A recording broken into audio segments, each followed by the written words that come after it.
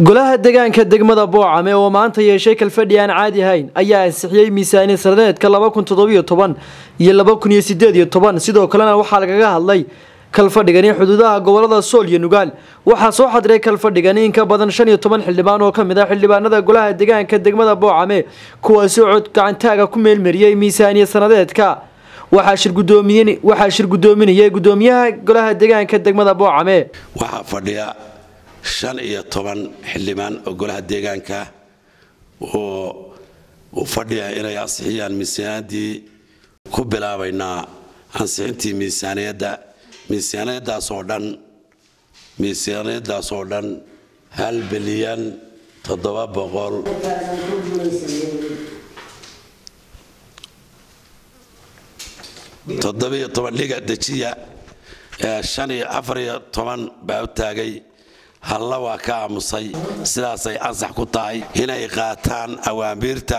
ka soo baxday golaha deegaanka sida cashuuraha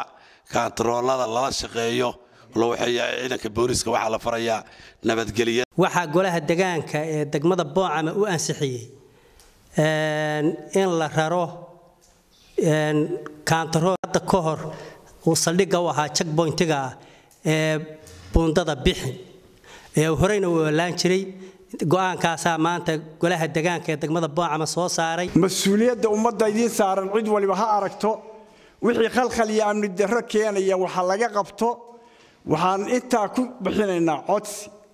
waxaan leenahay waxaan halkan kaga hadlayaa anigu xuduudaha degmadu ay leedahay sida la wada og yahay goboladu waa kala xadaysan yihiin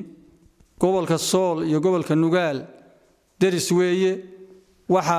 macnaha kala socda degmada Boocame area-da yoocada baanu xad kaleena xadkuna waxa fiican in qolo waliba ay si hufan u ilaaliso tixgeliso ixtiraamto waa daris beeluhu waa daris in daris wanaaga la ilaaliyo oo wixii dhanqaya laga dhowro aad bay u haboon tahay waanu ku boorinaynaa annaguna isku laasumeyn ummaddu waxay leedahay sharci shuruuc baa dalka u degsan waxaanu ka digaynaa arrimaha noocaas ah